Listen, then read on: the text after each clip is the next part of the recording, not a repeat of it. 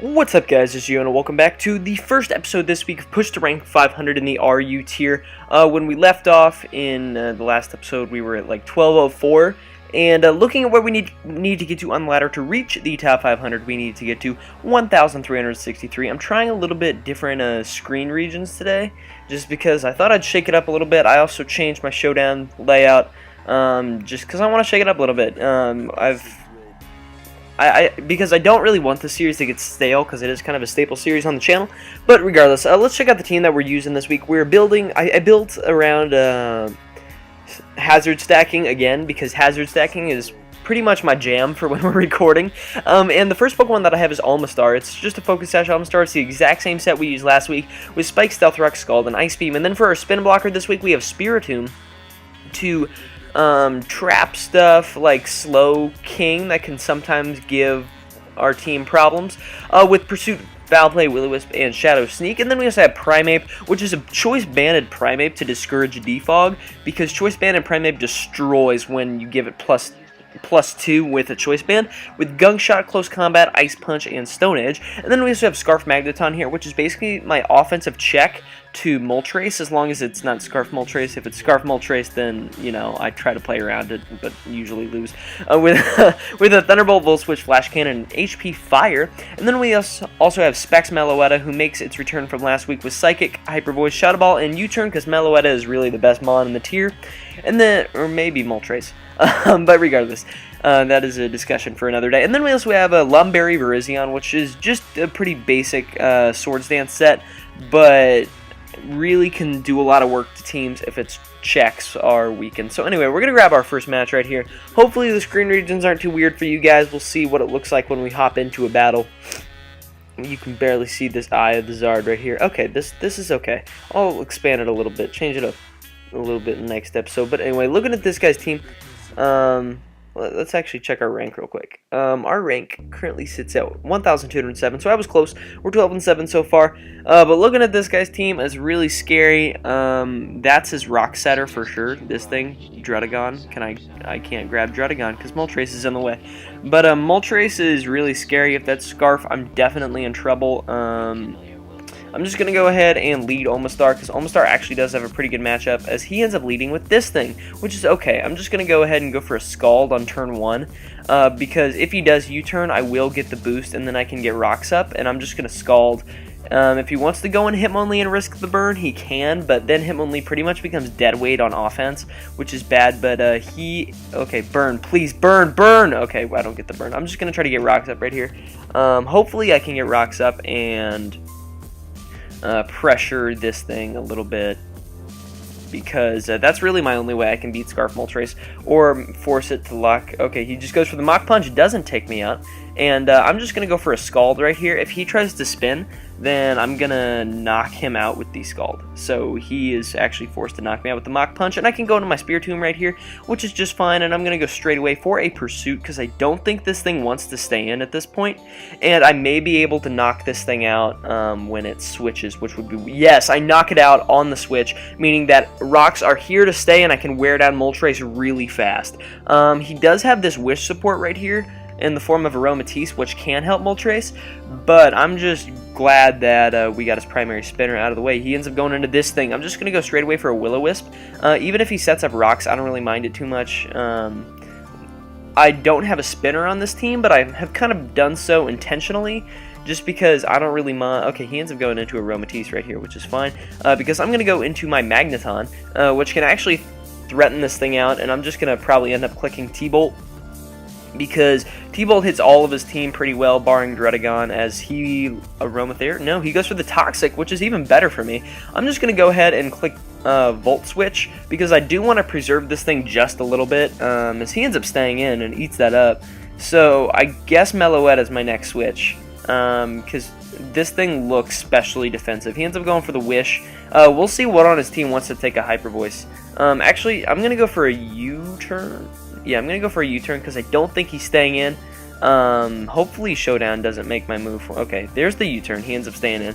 I'm gonna go into Magneton, because he's either going to Toxic or he ends up going for the Aromatherapy. So I'm going to go for a Flash Cannon straight away. because I do want to get good damage off on this thing, as he ends up switching out into Moltres at this point, which is fine, because I can knock that thing out with another attack, which is cool. I think at this point the most expendable member of my team is probably Virizion. Virizion doesn't actually do a whole lot for me this match. Let me actually think about this for a second. Magneton is helpful for hitting that with an HP Fire. Okay, never mind. So it looks like I am sacking Virizion as he goes for the Fire Blast and knocks me out. I'm just going to go into Spiritomb right here, and I'm going to click Shadow Sneak and knock this thing out. A huge Whoa! I didn't knock him out. No! Okay, I lived. I also got burned. So it looks like we're going to have a double down right here, which is a little bit unfortunate, because I did actually want Spiritomb for later to check Meloetta, because now I think I lose the Meloetta, which is really unfortunate, but I'm going to go into my Meloetta right here, and probably just end up, wow, these two are really annoying to my, like, it stinks that I had to get burned right there, but I think I'm going to go straight away for the Hyper Voice, as I'm modest specs, as he ends up missing his Focus Blast, and hey, I'll take that.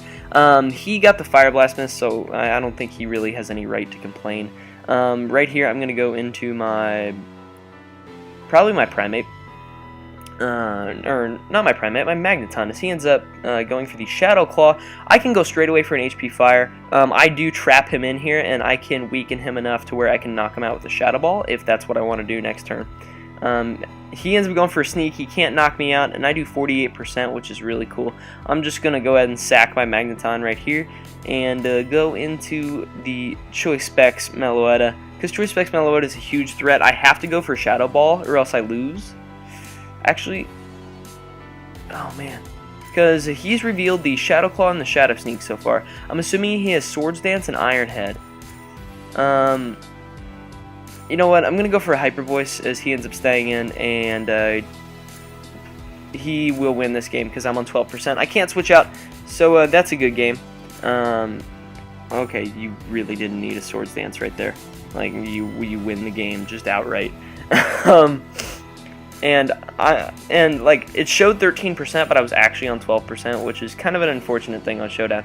But I'm going to go straight away for the Stone Edge and maybe crit his entire squad. Triple crit, I'm banded. Okay, I got a crit and I did 19%. So that's a good game. It's not necessarily the way I wanted to start off the week, but hopefully I can take a jump back up as we drop down to 1,179. So let's grab a match, one more match for this episode to kick off the week. And I guess analyzing how I performed, it was really unfortunate that I had to take so much damage from that Fire Blast that I wasn't able to knock him out with the first Shadow Sneak. I guess I could have gone for T-Volt again, or Volt Switch the second time he brought out his Pixie thing, but you know. So this guy's using Emboar, which is cool, and he's using just kind of like a Fire Water Grass Core right here, and then Evire and this thing. I can actually trap his Slowking if that's what I want to do. I'm going to go ahead and lead Omastar right here, as he ends up leading with a Scavalier. So I don't think I lose anything by going for a Scald. I can maybe burn this thing, which would actually be really helpful. Burn? Yes, no? Yeah! Alright. He ends up going for the Iron Head, which is just going to allow me to get a Stealth Rock, or to get my rocks up right here. He doesn't have anything to remove hazards, so if I get a Spike and a Stealth Rock, and my Stealth, if I get a Spike and my Stealth Rocks up, then I think I will be able to just absolutely annihilate his team with my Meloetta. But I'm actually going to be able to get 2 Spikes up right here, which is actually a luxury for my team, as now things will take like a quarter of their health every time they switch in. I think right here, actually, what does he have if I set up right now? He could be Scarf Emboar. But you know what? Oh man, do I risk it? I'm going to risk it. I'm going to set up right now.